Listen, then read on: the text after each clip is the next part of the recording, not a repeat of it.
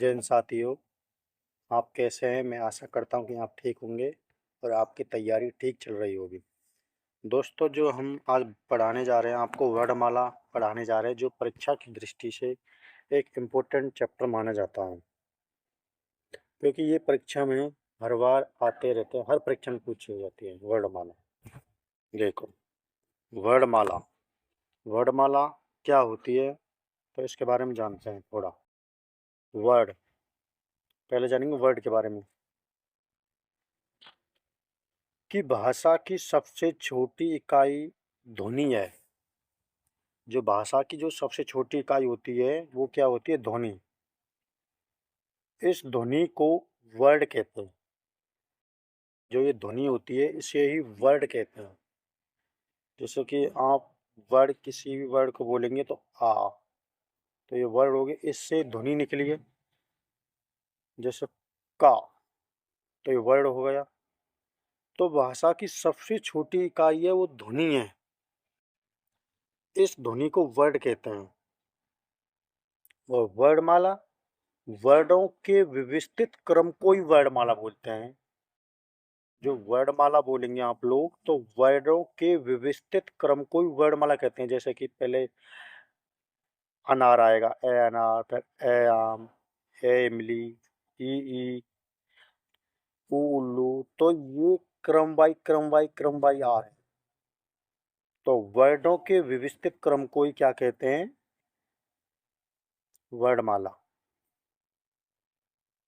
मूलतः हिंदी में उच्चारण के आधार पर 45 वर्ण।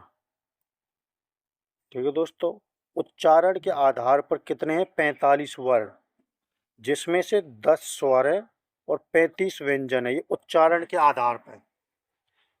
और लेखन के आधार पर 52 वर्ण, क्योंकि जो लिखने के आधार पर उनका उच्चारण नहीं होता, जैसे कि अंग होती है, बड़ी अंग होती है, तो इनका उच्चारण नहीं होता, इनका लेखन होता है।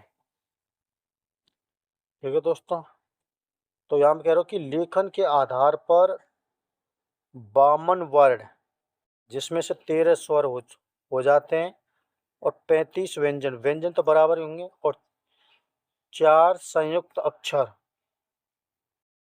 कितने हो गए? 4 संयुक्त अक्षर हो गए।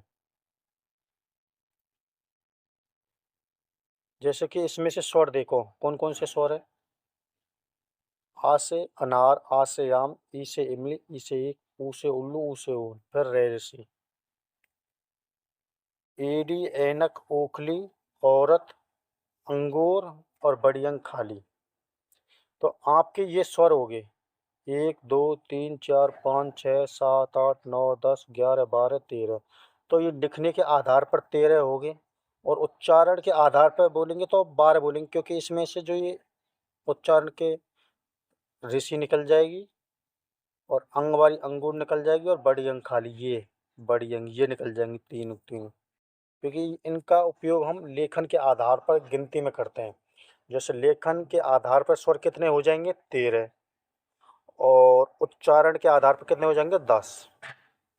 ठीक है। और 35 व्यंजन और 4 संयुक्त अक्षर है। अब देखो, अब व्यंजन को जानते हुए, अब हमने स्वर्ग को जानते हैं, स्वर्ग ये होगी। अब व्यंजन को जानते हैं। जैसे कि कवर्ग के देखो, कवर्ग के कवर्ग में 5, चवर्ग में 5, टवर्ग में 5, पवर्ग में 5। तो ये हर एक में 5 5 5। जैसे कि कवर्ग, कवर्ग के का, खा, गा, घा, ढा, णा, चाकिन, चा, छा, जा, झा, आई। टवर्ग के टा, ठा, डा, ढा, अण, ताका, ता, था, दा, धा, ना, ये तवर्ग के। पवर्ग के पा, फा, बा, भा, मा। अंत्यस्थ ये, रे, ले, वे, ये अंत्यस्थ व्यंजन है। अंत्यस्थ व्यंजन परीक्षा में बहुत पूछे जाते हैं। ये, रे, ले, वे। तो ये 4 होते हैं अंत्यस्थ व्यंजन, ये, रे, ले, वे। ठीक है दोस्तों, कि कवर्ग के 5, चवर्ग के 5। ठीक है, कवर्ग के जैसे का, से अणाय तक, ऐसे चा का चा से अइया तक। तो ये हर एक के 5 5 5 हैं ये। और द्विगुण व्यंजन वाले, ये द्विगुण व्यंजन बोलते हैं। इसमें दो दो गुण व्यंजन है ये वाले, क्योंकि ये एक तो ये और एक इसमें चंद्र बिंदी आती है ये वाली अणे वाली, एक ये वाली है डायरेक्शन, और एक इसमें ये बिंदी वाली आती है। तो ये द्विगुण व्यंजन बोलते हैं इनको, द्विगुण व्यंजन, क्योंकि ये बिंदी के साथ में भी आते हैं और बिना बिंदी के साथ में भी। ये ढक्कन बिंदी के साथ में भी और बिना बिंदी के साथ में, तो इसमें द्विगुण व्यंजन है, बोलते हैं इनको द्विगुण व्यंजन। ठीक है दोस्तों।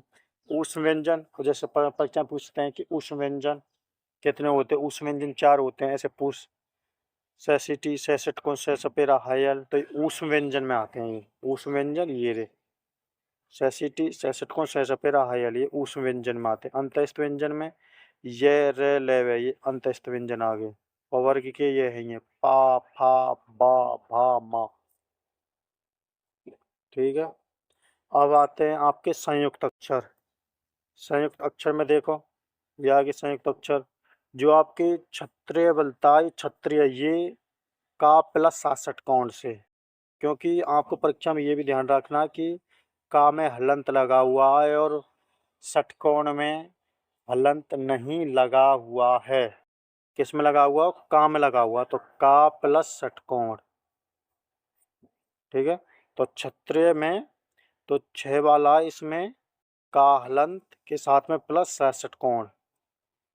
इसमें त्रय दो त्रिशूल है, इसमें भी तय तय हलंत प्लस रे, ये इससे मिलकर बना। ठीक है। तो आपका जो 6 है वो का प्लस सा, जिसमें का में हलंत है। त्रिशूल है आपका ता प्लस रा, जो ता में हलंत है। विज्ञानी ज्या हलंत प्लस अइया से, तो ये इनसे मिलकर बना। श्रेय आपका श्रमिक वाला श्रेय, तो ये सीटी वाले से प्लस में रे से मिलकर बना। तो आपको जो अगले अक्षर है उनमें हलंत लगा हुआ है, बाद वालों में हलंत नहीं लगा हुआ है, ये ध्यान रखना आपको। ठीक है। ये आगे द्विगुण व्यंजन अभी बताइए आपको हमने, डमरू और ढक्कन वाले, ये द्विगुण व्यंजन बोले जाते हैं इनको, द्विगुण व्यंजन। ये आपके वर्णमाला का यहाँ तक हमने पढ़ लिया। ठीक है दोस्तों। अब आपके आते हैं ये वर्ग स्थान अघोष, अघोष सघोष सघोष सघोष, ये आपकी परीक्षा में पूछे जाते हैं ये वाले। ठीक है। तो इनको हम कल पढ़ाएंगे, क्योंकि हमारी जो क्लास है वो बड़ी हो जाएगी, तो हम आज आपको इतना ही पढ़ाते हैं। ठीक है दोस्तों, हमारे चैनल को ज़्यादा से ज़्यादा लाइक शेयर सब्सक्राइब करें। ठीक है दोस्तों। तो आज हमने आपको क्या क्या पढ़ा, एक बार वर्णमाला में वर्ड की परिभाषा बताई, और हमने आपको ये बताया कि हिंदी में उच्चारण के आधार पर कितने स्वर हैं, कितने व्यंजन हैं, और स्वर बताएं स्वर कौन से होते हैं। ठीक है। स्वर भी दो प्रकार के होते हैं, एक होता है ह्रस्व स्वर और एक होता है दीर्घ स्वर। तो ये ह्रस्व स्वर है ये वाला आ ई ऊ, तो ये ह्रस्व स्वर में आते हैं। और दीर्घ स्वर में आ ई ऊ एड़ी ओखली औरत, ये दीर्घ स्वर में आते हैं। ठीक है। तो हमने आज आपको ये व्यंजन बताएं कि कवर्ग के चवर्ग के टवर्ग के तवर्ग के पवर्ग के अंत्यस्थ व्यंजन पढ़ाया, ऊष्म पढ़ाएं, संयुक्त व्यंजन पढ़ाएं, तो द्विगुण व्यंजन पढ़ा, इतना। ठीक है। तो हम अपनी क्लास को यहीं विराम देते हैं। कल मिलते हैं नेक्स्ट दमदार क्लास के साथ में, तब तक के लिए जय हिंद जय भारत।